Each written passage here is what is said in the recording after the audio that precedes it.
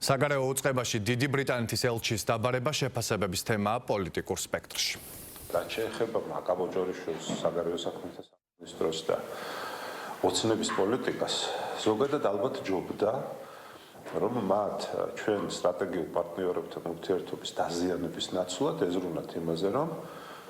ეს ურთიერთობები პირიქით უფრო მაღალ ეტაპზე გადასულიყო, მაღალ დონეზე გადასულიყო, მაგალითად ისეთ დონეზე, როგორც არის დღეს უკვე ჩვენი მეზობლების სომხეთის და აზერბაიჯანის სტრატეგიული ურთიერთობა, მაგალითად ამერიკის შეერთებულ შტატებთან და ოცნებამ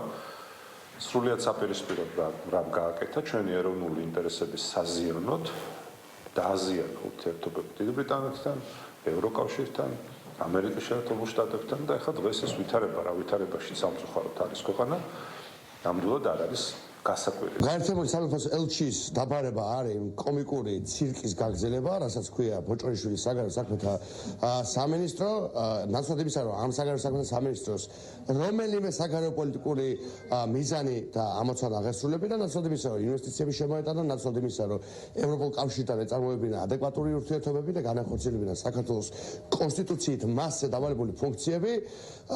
ბოჭორიშვილმა ეს სამინისტრო აქციას სამარცხვინო კანტორად, რომელიც ხან ერთ დიპლომატს ებლატავება და ხან მეორეს. ამ შემთხვევაში ელჩის დაბარებას ის მნიშვნელობა კი არ აქვს, რომ მისგან ჩვენ რაღაცა ჭეშმარიტების აღიარებას მოვისმენთ. ეს არის სახელმწიფოს მიერ განცხადებული აქტი, რომ თავდასხმა სუვერენიტეტზე და მედიის თავისუფლებაზე საქართველოსათვის მიუღებელია. ის, რაც მისაღები არის მათთვის, პროპაგანდისტული ტყუილის გავრცელება ან სხვადასხვა ქვეყნებში მედია საშუალებების აკრძალვა და ბევრი ქვეყანა ამას ჩუმად და ასე თქვათ ენთუზიაზმითაც კი ხვდება, მიუღებელია საქართველოსათვის. პატარა საქართველოში თავისუფალი სიტყვის ჩახშობით, როგორ ეხმარებიან უკრაინას რუსეთის წინააღმდეგ, აი სწორედ ამაზე მოუწევს დღეს დიდი ბრიტანეთის ელჩს პასუხი გაცეს ქართული მხარის სამართლიან კითხვებს, მაგალითად დრუჟბა და ნავთობსადენი, რომლითაც მიედინება ევროპაში რუსული ნავთობი და გაზი, რომლითაც რუსეთი მილიონებს იღებს და მილიარდებს იღებს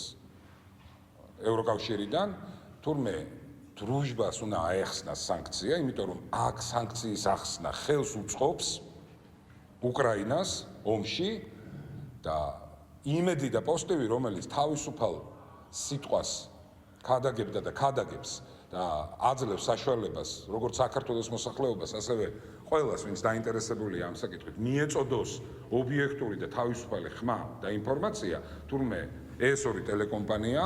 ახდენს დესტაბილიზაციას უკრაინას. ფაქტი არის, რომ ბრიტანეთის ელჩი ძალიან უხერხულ მდგომარეობაში ჩააყენა ბრიტანულმა ბიუროკრატიამ. ვინაიდან არანაირი რა თქმა უნდა არგუმენტები და ახსნა განმარტება მათი მხრიდან ამ საკითხთან დაკავშირებით არის მის, რაც კიდევ უფრო მეტად უმძაფრებს ქართულ საზოგადოებას უსამართლობის განცდას. და როდესაც ჩვენ ვხედავთ ასეთ უხეშ უსამართლობას, რა თქმა უნდა, ერთიანი მტკიცე პოზიცია ექნება ქართულ საზოგადოებას ამასთან დაკავშირებით და ძალიან სამწუხარო არის, რომ ფაქტობრივად ბრიტანეთის ბიუროკრატიამ დღეს ჩაანაცვლა ის სპეცრაზმი, რომელიც 2007 წელს შეიჭრა იმედში იმ მიზნით, რომ თავისუფალი სიტყვა ჩაეხშო ჩვენს ქვეყანაში.